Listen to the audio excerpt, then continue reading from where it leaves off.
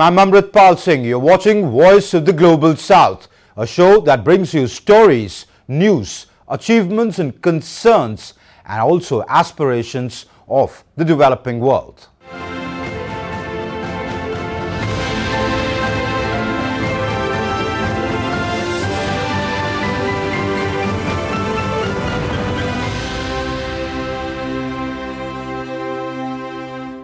It's election season in India as voting for Phase 2 in 88 parliamentary seats across 13 states and union territories concluded on the 26th of April. For the world's largest election, polling for 970 million eligible people is being conducted in 7 phases during a span of 6 weeks until the 1st of June.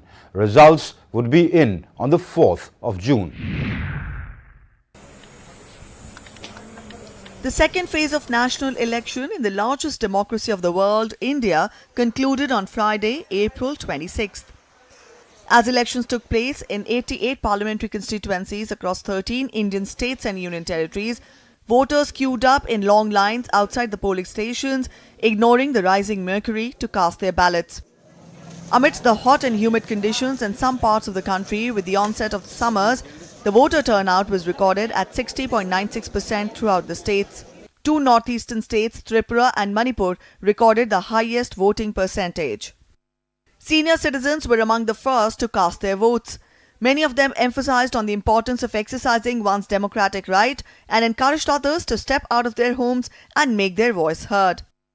To celebrate women empowerment, the Election Commission of India had set up special pink-coloured booths in Bengaluru, the capital of Karnataka state. Managed by all-women staff, these booths also assisted senior citizens and first-time voters, making the process a comfortable experience. These are the special booths set up by the Election Commission for the easy facilitation for voters to come and vote. This booth is not just meant for women voters, but these booths are managed by women, and it's an all-women manned booth.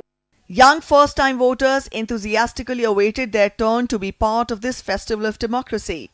With the conclusion of the second phase of the world's largest ever elections, India has come one step closer to electing a new government that will be expected to work on the aspiration, hopes and expectations of 1.4 billion Indians. And the result of these Indian elections are not just going to impact the region, but the future of the world as well. Eminent personalities, including politicians, sportspersons and actors, were also exercising their franchise at their respective constituencies. In Phase 2, voting was conducted in 20 seats of Kerala, 14 of the 28 seats in Karnataka, 13 seats in Rajasthan, 8 seats each in Maharashtra and Uttar Pradesh, 7 in Madhya Pradesh, 5 each in Assam and Bihar, 3 seats each in Chhattisgarh and West Bengal, and 1 seat each in Manipur, Tripura and Jammu and Kashmir. The third phase of the marathon 7-phase election will be held on May 7th and the last phase on June 1st. Counting will take place on June 4th. Myanmar has been in turmoil since its democratically elected government was deposed in a military coup in 2021. The country today faces its greatest challenge in an armed insurgency that's waging war against the military.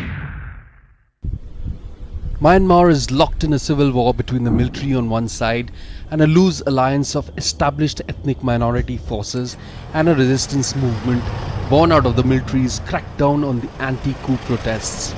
In mid-April, fighting between the rebels and the military at Myanmar's eastern frontier with Thailand forced 300 civilians to flee. Resistance fighters seized the key trading town of Mayawadi, which was a blow to the well-equipped military struggling to govern while at the same time facing a test of battlefield credibility. Fighting in Mayawadi, a border town between Myanmar and Thailand, has put the Thai government on alert. The Thai Prime Minister said that he was closely monitoring the unrest and his country was ready to provide humanitarian assistance if necessary. Thailand's foreign ministry said it hoped that the situation would normalize soon and had urged Myanmar's government to ensure fighting did not spill beyond the border. We were friends with everybody, and that's also extend to our foreign ministry policy as well. We hope that a peaceful solution can be reached between the disputed parties. Myanmar is also very important.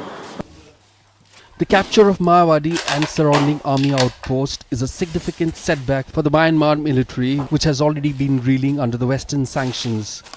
Mayawadi is considered as being Myanmar's gateway to Southeast Asia, as well as a key tax revenue source for more than $1 billion of annual border trade. The fighting further led to over 3,000 people crossing the border to seek temporary refuge in the town of Mae Sot in Thailand. The resistance forces in Myanmar consist of various ethnic armed organizations, local militia and People's Defence Force. The People's Defence Force is the armed wing of the National Unity Government, a government in exile comprising a group of elected lawmakers and members of parliament ousted in the 2021 coup. Many from the Burmese military have also defected to the People's Defence Force.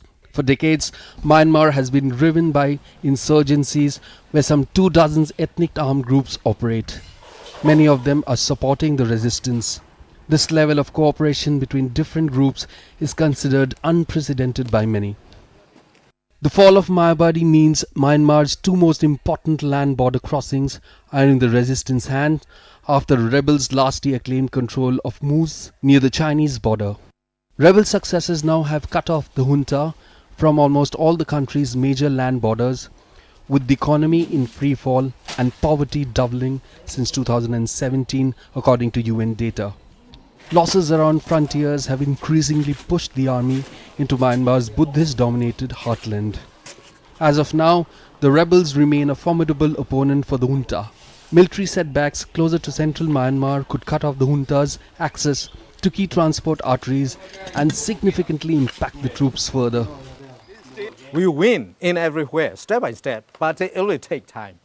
We need to have a kind of like coordination with the other groups, because in our country, so many groups and so many differences, but we try for how we take coordination to block and to defeat the military. As fighting between the junta and the resistance forces show no signs of ebbing, peace in the nation remains a distant hope. In Myanmar, there are many groups and many differences, yet it is essential that this conflict is no longer ignored by the world. Protests erupted on the streets of Buenos Aires as President Javier Milei's budget cuts ignited fury. The economic reforms aimed at tackling inflation have triggered widespread discontent. With peso's value plunging and budgets slashed, Argentina is facing a pivotal moment torn between austerity and social unrest.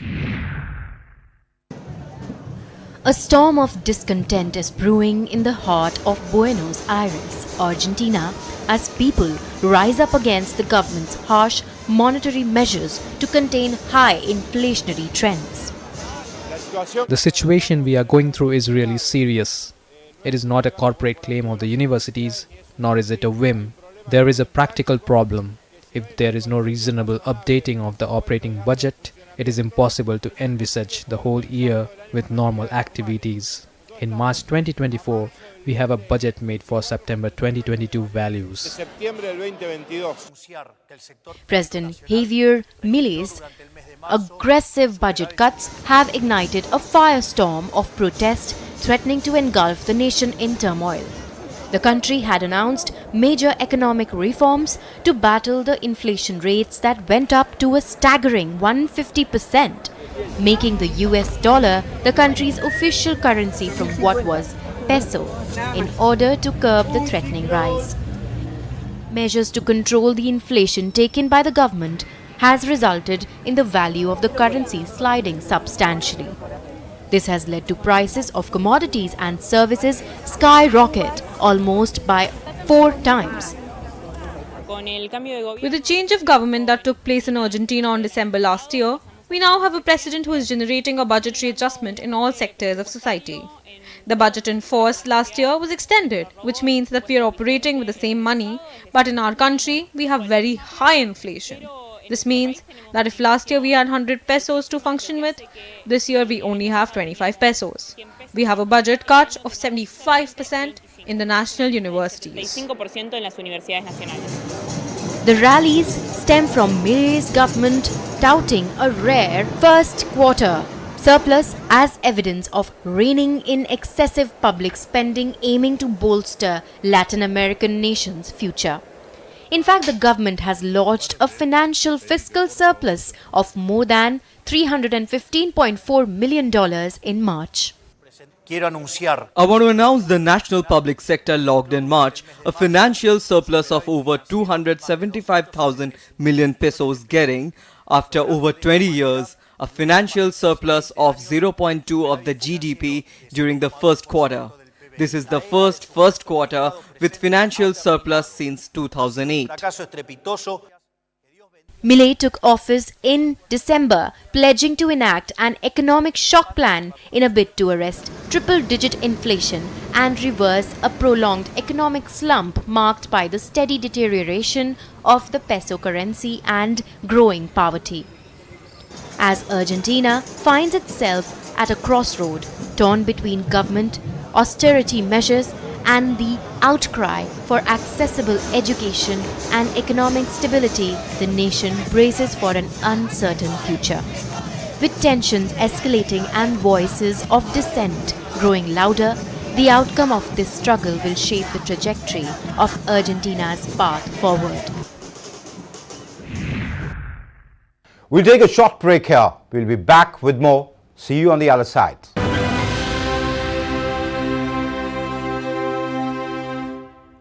In a world that never stops, where information shapes our reality, one app stands out, helps you stay ahead of time. Introducing the DD India app, your gateway to a world of news right at your fingertips. Your most trusted source of news goes global, goes digital. Explore a world of options, top stories, live updates, in-depth analysis and more. Stay informed wherever you are. Real-time alerts keep you ahead of the curve always. The DD India app, connecting you to the world one story at a time. Download now and explore the world of knowledge, insights and authentic information.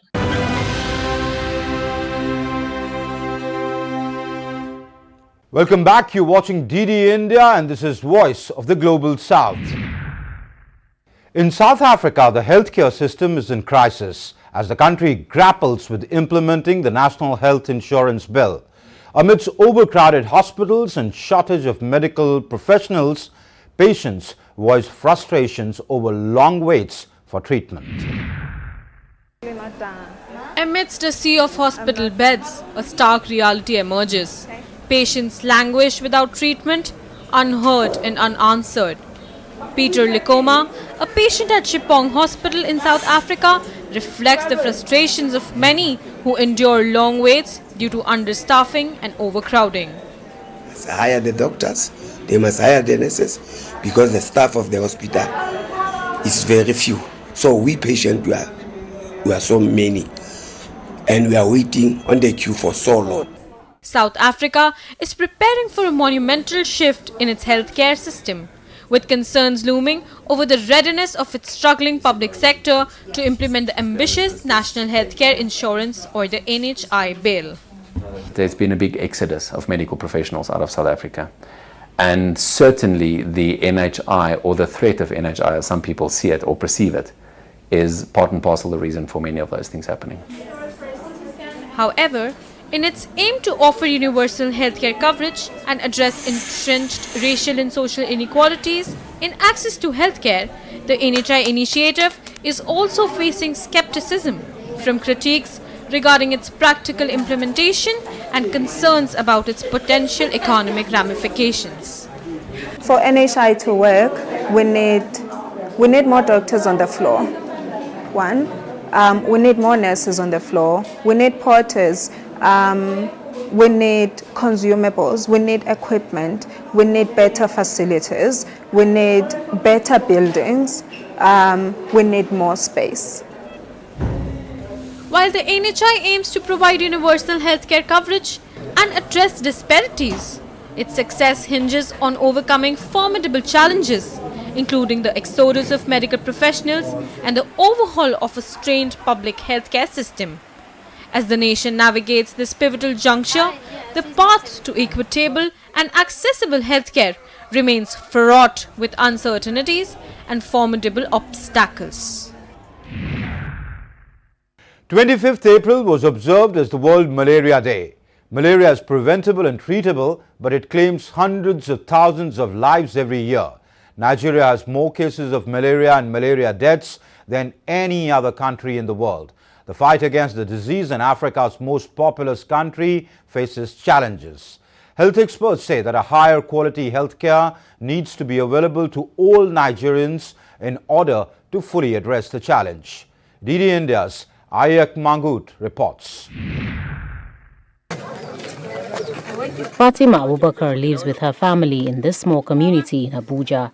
She says her children often get malaria due to their poor living conditions. I have young kids, and sometimes I'll have two of them getting malaria at the same time in a month, or one child falling ill twice a month. And that's because we have a lot of mosquitoes here. It's not easy having to deal with that. Malaria is a disease caused by female mosquitoes found in areas with stagnant water and an unclean environment. Children under 5 are the most vulnerable to the disease. The World Health Organization says Africa is disproportionately affected by the disease. Health authorities in Nigeria say an estimated 55 million malaria cases and nearly 90,000 malaria deaths occur in the country every year. The World Health Organization also says the risk of transmission exists across Nigeria all year round. For years, Nigeria, through its National Elimination Program, has been working to lessen the burden of the disease through prevention and treatment, policies and guidelines. But health experts say poor funding, insecurity and the COVID-19 pandemic has slowed progress. It's been a tough one managing malaria in the country. It's some progress and then some regression. The program, the National Malaria Elimination Program, tries to look at control from different angles. Vector control, appropriate treatment, diagnosis and treatment, chemo prevention, and the monitoring and evaluation, as it may be. So all those have challenges. There are a lot of inequity in even reaching the real needy population for malaria. For example, the burden is more in the rural area, amongst the lower socioeconomic group, in the Sahel region, and then with all the insecurity and all those or whatnot happening in those places. So that was a delay. Health experts argue that the government should look at guaranteeing access to quality health care, especially in rural areas. They say this will help in providing care for malaria cases and all other diseases the country is grappling with. The system has to be such that there is access to care, especially for vulnerable and hard to reach places and people. People in the rural area, we must revamp our primary healthcare system, retrain our healthcare workers, so they could use the latest and recognized treatment protocols for malaria. And then we have to make healthcare access readily available for our people in the rural area. The government says it wants to start rolling out vaccines for malaria before the end of 2024, with a target to reduce malaria prevalence by 2025. Also in April, it announced plans to improve facilities in 17,000 primary healthcare centers and establish over 8,000 new ones to improve access to quality healthcare. But those aims require time and significant funding. For now, Fatima is doing what she can to try and protect her children from malaria. Ajak Mangut in Abuja, reporting for DD India. Earth Day is marked across the globe on the 22nd of April to support environmental conservation efforts. In Uganda, one teacher is taking action against plastic pollution and tree cutting as the world marks the International Earth Day. Together with her students, the teacher has invented a tree made out of plastic bottles to bring attention to the serious impact of plastic pollution and its harm to nature. Isabel Nakiria reports from Uganda. Very fast and see. Rachel Akol is fighting plastic pollution in the classroom. The Ugandan teacher has created a tree made from plastic bottles to create awareness among her learners. The tree has manila paper used as leaves, and each leaf has information on environment pollution. Akol calls her innovation a robot tree. I drew leaves so that they would give their responses, but I felt it was not coming out well. I went onto the manila, drew the same leaves. I felt I needed to better it. Then now, when the junior achiever students were making out the link fences, I went and asked them, can't you make for me a tree? And that tree, they said yes. I gave them the picture. I said I want a tree, but the tree must be out of bottles. The National Environment Management Authority says over 130,000 metric tons of plastic are littered in Kampala annually. Of this, 42% is left uncollected. Most of the uncollected plastic causes toxic runoff into soil and water bodies. Scientists say plastic is made from harmful chemicals that are a danger to health and the environment. Akol is trying to find solutions to proper disposal of plastic by recycling it into a teaching aid. She also chose a tree to bring out awareness about the dangers of tree cutting on the environment. She says her teaching tool is empowering her learners to be actors in environmental conservation. You're giving room for the learners to appreciate first nature, and also to appreciate that they can also be part of the lesson. They contribute, because when you group them, even the one that would have not spoken will be sharing. And after sharing, they're all having what they've shared and you pin there. Globally, states are pushing for a 60% reduction in plastic by 2040. In Uganda, the initiative, the Green Schools Project, supports innovations like Akol's by giving opportunities to young people to actively participate in climate solutions. The only fact that we are using something that has been recycled from plastics means that we are being told to recycle and to protect the environment. Then the other thing is to be creative with the things that are around us. For example, those plastic bottles. We didn't expect that something brilliant like that would come out of plastic bottles. The Environment Agency says plastic pollution has led to poor water and air quality, loss of soil fertility, and death of livestock and fish. While Akol and her students are taking a step in the right direction to rid the environment of plastic, environmentalists are calling for an end to plastic for a healthy planet. Isabel Nakiria in Kampala, reporting for DD India.